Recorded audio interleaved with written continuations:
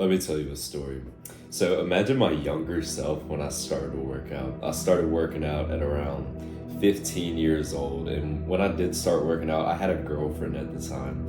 And before we broke up, I would train to what's called mild discomfort. So you probably heard that joke online. It's like when people train and they don't even go close to failure. They just get like mildly discomfortable and they just stop. And so you can imagine I wasn't making like any progress in the gym because like my brain was just telling me like, no, it hurts, it's too uncomfortable, like I don't want to push through that. So I remember we eventually broke up. We were like young kids. We didn't really know what we were doing in a relationship. And so after we broke up, as cringe as it sounds, I got that like breakup motivation. So I was like this young teenager in the gym. I just got broken up with. So I'm like, okay, I'm gonna start pushing myself now. I'm like feel so motivated. And so that's what I did. I remember I started to just not listen to my brain because it was telling me like, no, I'm uncomfortable. Don't push, don't go to the workout. And I would go to the workout and I would actually start going to failure. And that's when I started to notice muscle growth. Before, I was just going to the gym and I wasn't really noticing anything.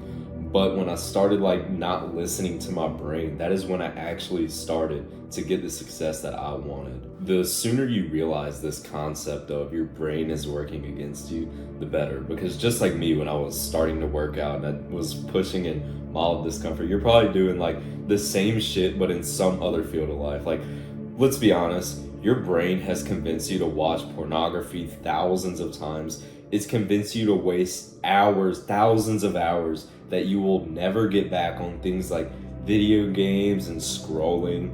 And the scary thing is, if you want to take action against this, it's like an uphill battle right now because companies profit off of you. You can imagine like all the processed food companies, like they add these weird little ingredients to keep you addicted and keep you paying them.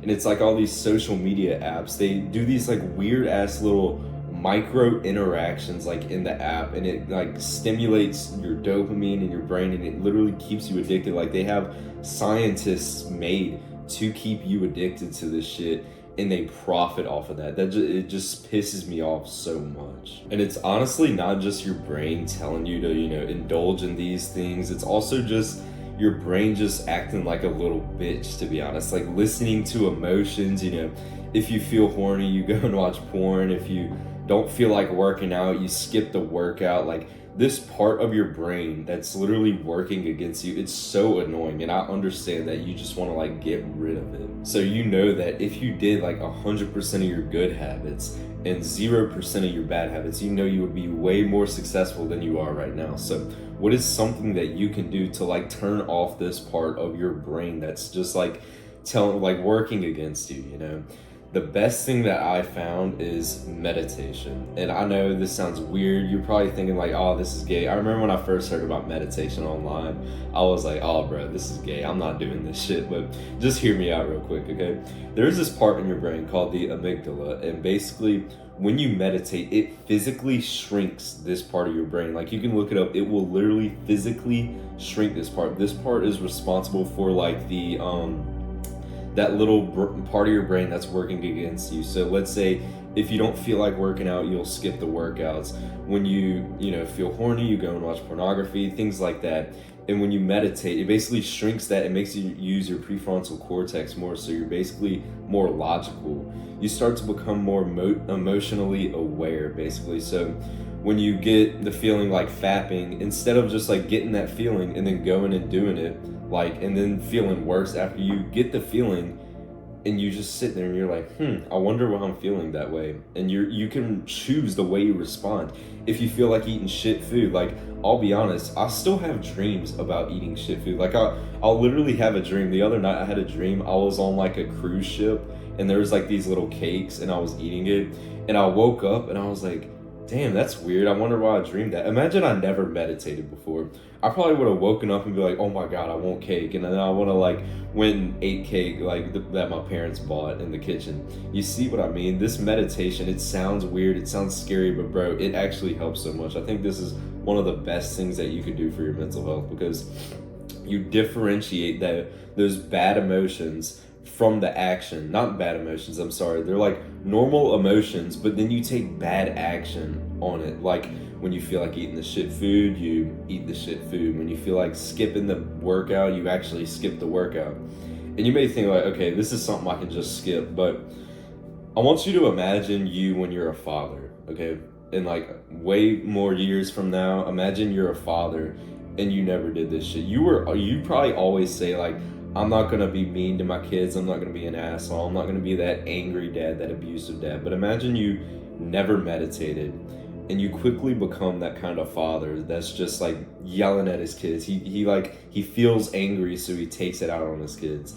I don't know if you understand how valuable meditation is, but imagine if you experience like, an angry father, an abusive father. Imagine he meditated. Imagine he heard this message when he was younger.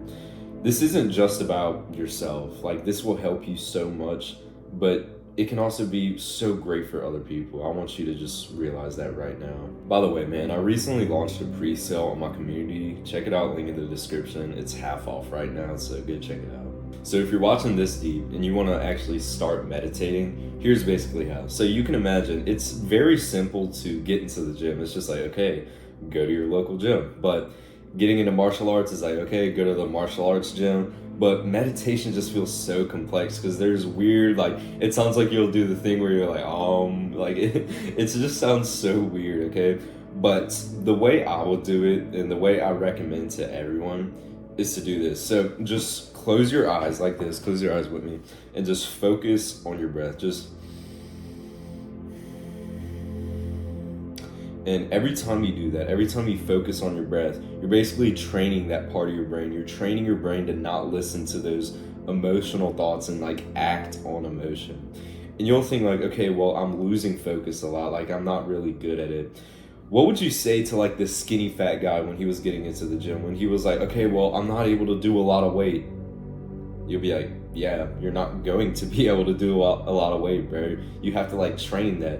And so when you're meditating, I'll be honest, when you start meditating, you're going to be bad at it, bro. You're going to be like not able to focus on the thought. You'll be wandering a lot in your thought, and just keep going back to the breath. That's basically the way you get the rep. And so basically every time you go back to focusing on your breath, that is basically one rep. You're taking a rep against this part of your brain that's just working against you. I want you to realize how powerful this is. This is literally an action you could do right now to basically shrink, literally physically shrink this part of your brain. Like, I don't know if you are as hype as me, but this is like such a cool practice that I've been doing.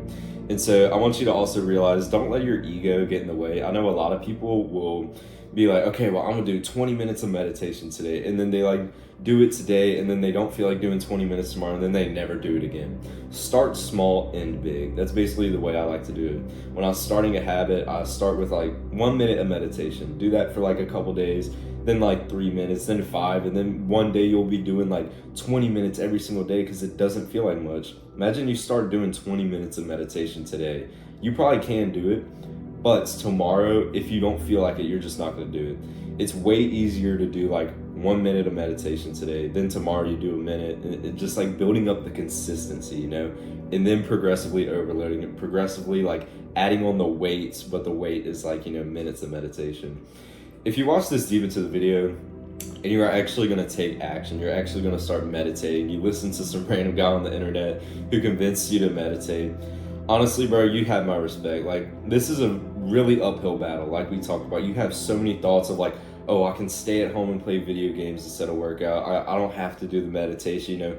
Meditation sounds weird. Meditation sounds gay. What would my parents say? My parents may walk in on me meditating and it will be awkward. If you still take action on this shit, bro, you have my respect, honestly. Like, it's an uphill battle. We are fighting against all these like weird technological like addictions and shit and all this weird stuff that's basically making us lazy.